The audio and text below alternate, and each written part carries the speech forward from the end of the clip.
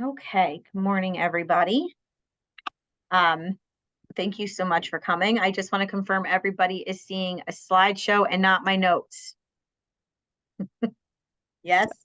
I think we Okay, might be seeing your notes, seeing the unless note. maybe that's just for me. No, that would be for everybody because we have the fun dual screens, which Oh, I turned yes. off, but then I just noticed it turned on back on again. That's why I went, there we go. Now we're good. Yes. I turned off the other monitor. Um, so which is kind of very fitting considering we're talking about technology and some of the challenges that they bring for people. So my name is Stephanie Drag, and I am the Associate Vice President of Prevention for Children's Aid and Family Services. And I am on today presenting with two of my coworkers, Donny Bellamy and Rosemary Marchetto.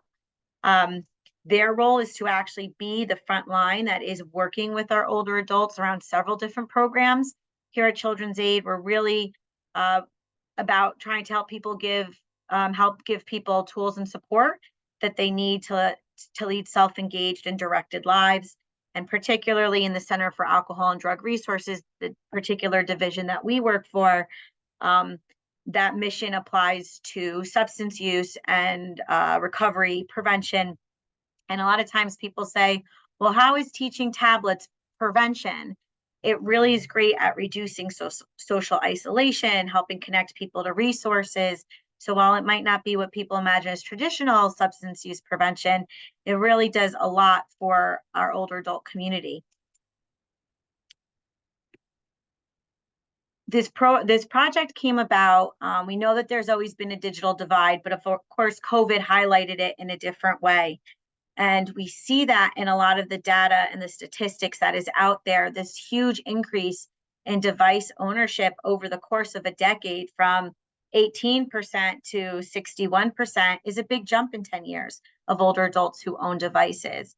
Um, and kind of counter to that, though, is when we look at who has access to internet, the older individuals get, the less likely their access to internet is, right? 64% of older adults have internet access compared to 86% of those who are over the age of 30.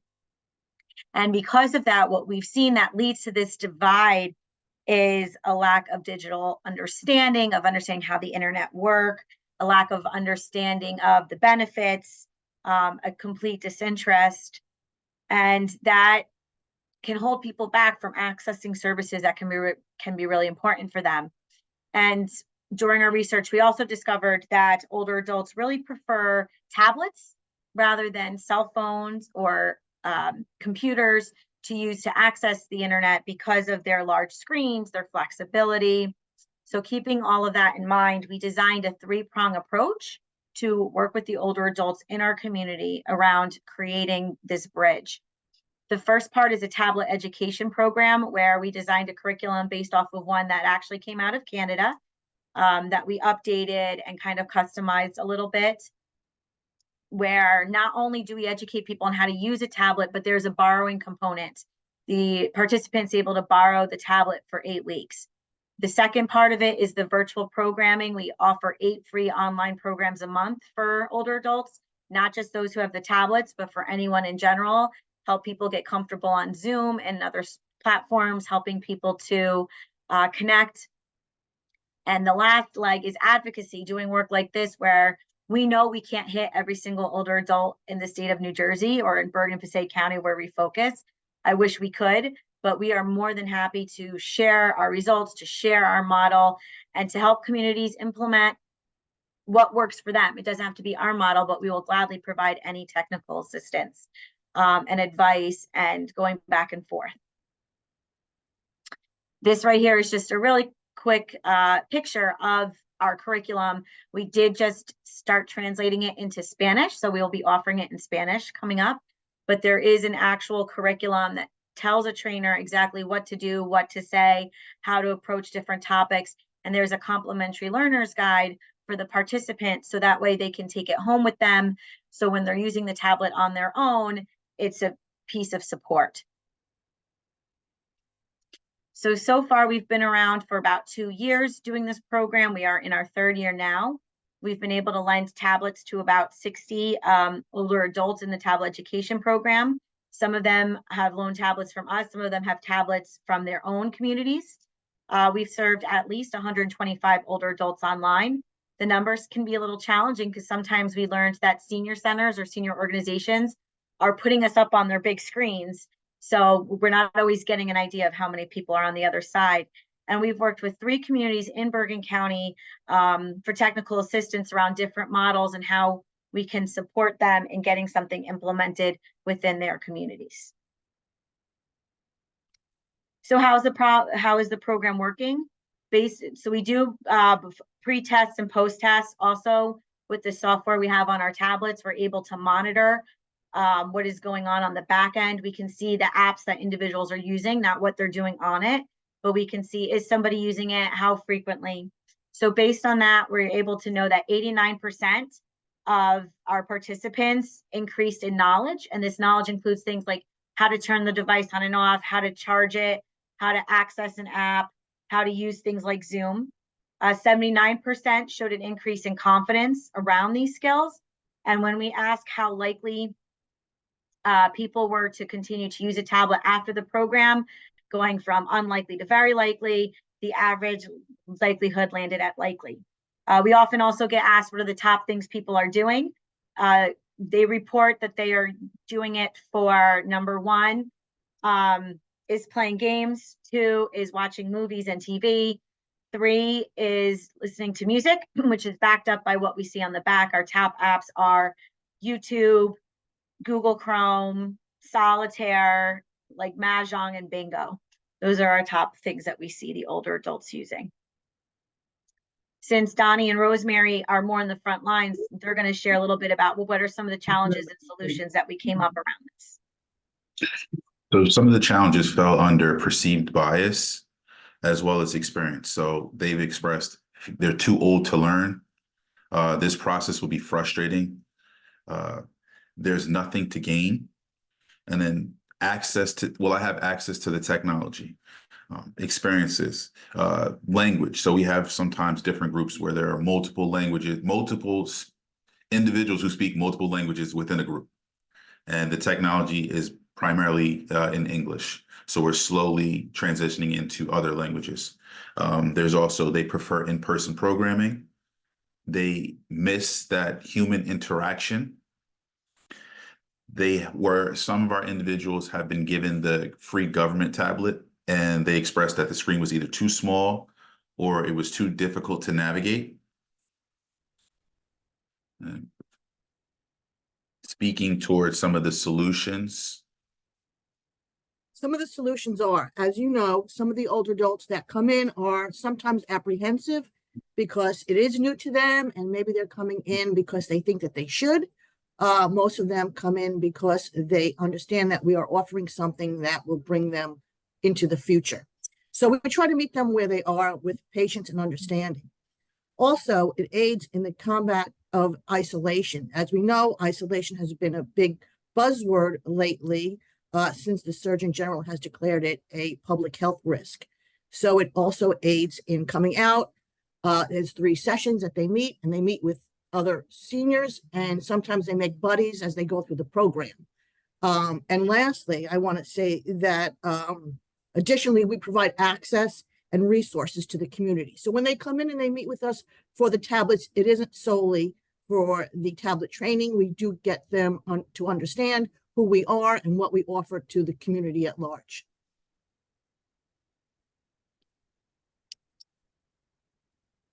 Okay, so thank you for coming to our presentation. I am Rosemary Marchetto. Here is my information to contact me for Bergen County. Along with me is Donny Bellamy. He covers Passaic County, and this is his information, should you wish to contact him, as well as our website. Now, what I'd like to do with the group is throw it out to the group now that you've seen this presentation. How do you feel this presentation would work in your community, and what innovative ways would you have to promote this program in your community?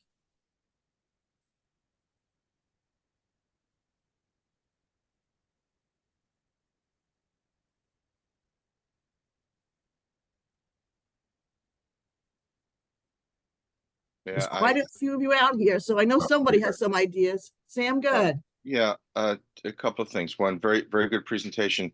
I volunteer at the West Orange Public Library, teaching technology to seniors. And I didn't know about your program, but we use a program called North Star Digital Literacy, in which seniors sit down, and there's I think about 10 modules, beginning with basic computer skills, email, safety, internet safety, things like that, word processing.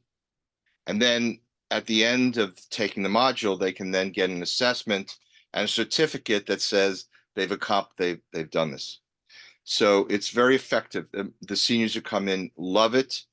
It's independent learning with my tutoring. You also, I don't know if you know, it's great for tablets, is Libby. Are you familiar with Libby? And seniors love Libby. They love both the audio and the books that are free, and it's connected with the library. That's all I had to say. Thank you.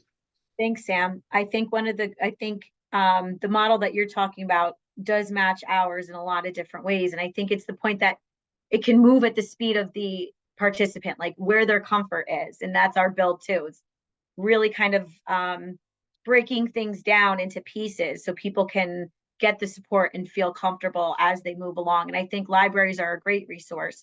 One of the towns out of the 3 that we worked with, that's where they're going to put their tablet program as well. They're going to put it right into the library. And you brought up Libby. The tablets that we use, one of the great things is that we're able to kind of control them on the back end. So we customize it by making sure that they do have access to those types of things on these tablets. So that way, hopefully they can feel comfortable accessing it on their own devices as well. And that's a great one to make sure that we have on there. So thank you. I just wanted to piggyback off of what Sam said, because if you're in Libby, it's very easy then to also get on Canopy with a K, which allows you to see a lot of free films and TV. I think it's like 18 a month. And it's just such an amazing array of like rare, a lot of old films, which for some reason they charge like $5 to see on Netflix. And it's really ideal for seniors. And yeah, great presentation. I've been thinking about tablets for seniors for years, and it's wonderful to see somebody really utilizing it so well. Thank you.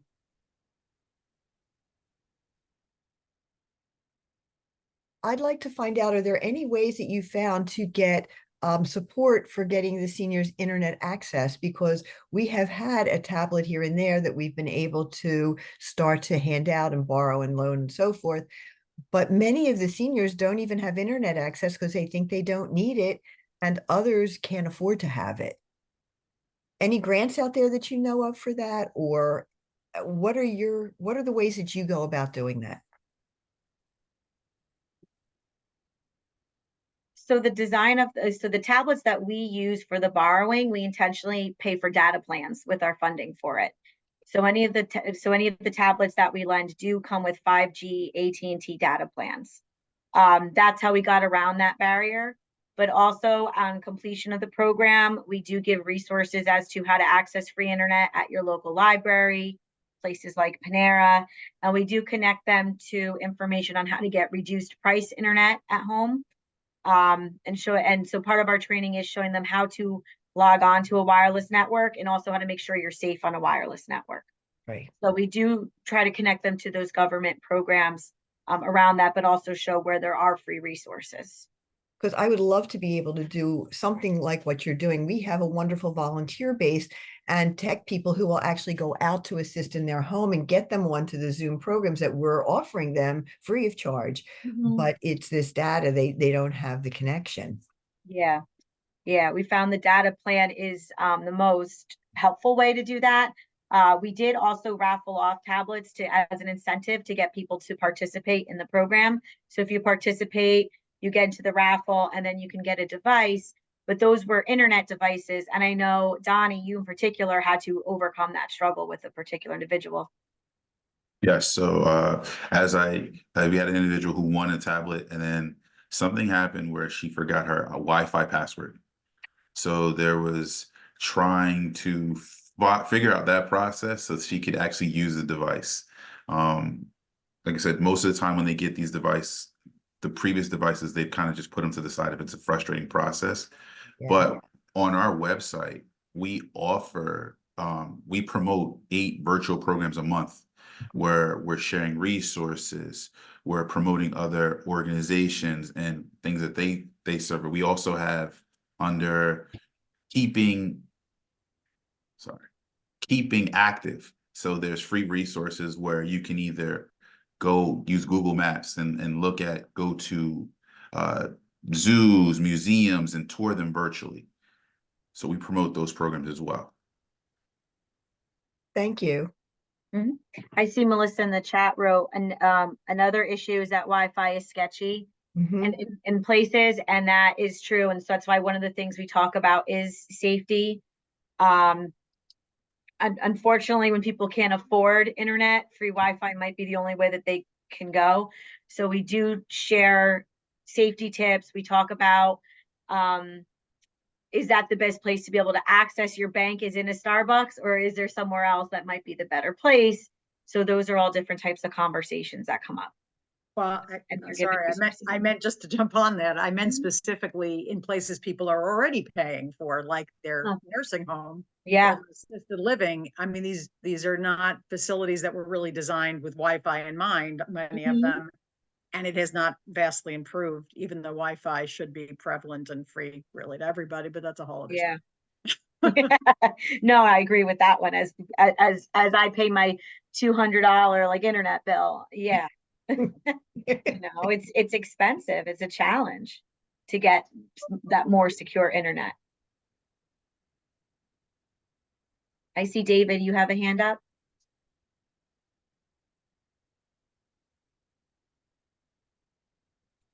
David, Dave, you're you're muted. muted. I'm sorry, multitasking. I don't know if you mentioned, but the Biden administration's infrastructure bill has something called Affordable Connectivity Program. Mhm. And the benefits can be up to $30 a month to the cost of internet service. I'm looking for a link to share in the chat when I find it. Yeah, and there's a few different resources out there to get that reduced internet if they can afford it even after the $30, right? Right. But yeah, no, that is a great resource that came out, and I think that's the dollars that are also funding the free government tablets that have come out, that older adults can qualify for if they are at a certain income level. Okay, I found a link that I'll share Thank you. from the government. It's actually internetforall.gov. Copy. And I'll put it in chat. Thank you. Mhm.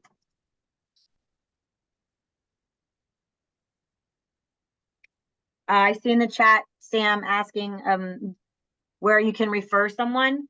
So Donny and Rosemary will put their information back into the chat and you can reach out to them and they can connect you and connect that individual.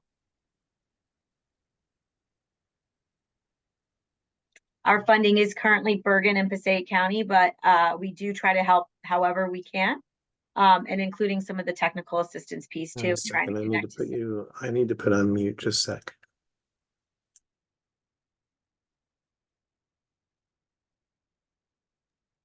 And this is just a friendly note that we have about 4.5 minutes. Oh, yeah, here comes the notice as well. Thank you, Natalie. Does anybody else have any questions for us? So I'm Tennille Jordan. I actually work at the center too, on the recovery support arm. Hello, and I am a happy intern. I'm actually working on one of the older adult programs with Rosemary. But just my question is, it's libraries are great, where people convene, but what about those individuals that are more homebound? I just think about my mother who goes to Parsha twice a week, but because of mobility issues, she is largely homebound. So just those individual efforts to reach people in their homes or through a case manager, through maybe a program that they're involved in. Is there any work on that? Good question, Tennille. Those are our golden goals is to reach homebound individuals. There is a lovely woman who we've worked with for a long time, who gave up driving from COVID. And then when COVID was over, just never felt comfortable driving again because it had been so long since she hadn't driven. So one of the things that our model does is if people want to participate in programs, be part of the tablet, is we will drop things off at individuals' homes. So that way they're not coming to us. So Rosemary is big on doing crafts. She loves the crafts. So does Donny. Or we've done cooking classes. We've done a whole bunch of different things that they will take the materials and drive them to people's homes. So that way they're able to participate, and that being homebound doesn't stop you. And really that would be the best way to reduce isolation, is to get to those individuals who can't get to the senior centers or who aren't part of a senior housing complex. That's wonderful. Thank you. And since we only have a couple minutes, Donny and Rosemary, do you guys want to share any like stories or examples of success that you've had? I know, Donny, that there's a gentleman you were talking about. So the gentleman in the picture, Mr. Vince, I went to do a program actually on Tuesday. And before we started, he wanted to give me the tablet. He said, I'm done. I'm too old. I'm 97 years old. There's nothing I can do with this. And it was great because it created a discussion. And we just sort of reaffirmed him that this process, like anything you're learning, it's going to take time. Also, we went over the benefits of the program. And not little after that, he was fully engaged in what we were doing. He was looking up things without me even having to ask him. He was just fully plugged in.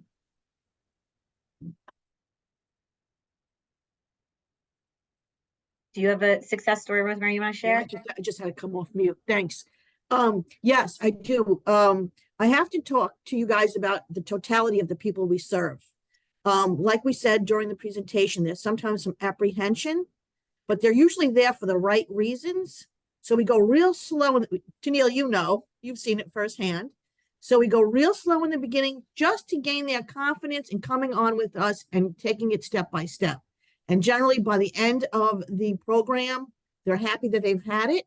And then I usually have another whole program set up before I could even finish it that people have signed up for because they've heard how successful it was from the other participants. So, and that's a usual thing, not an ordinary thing. Oh, I'm going to leave the break out. Okay.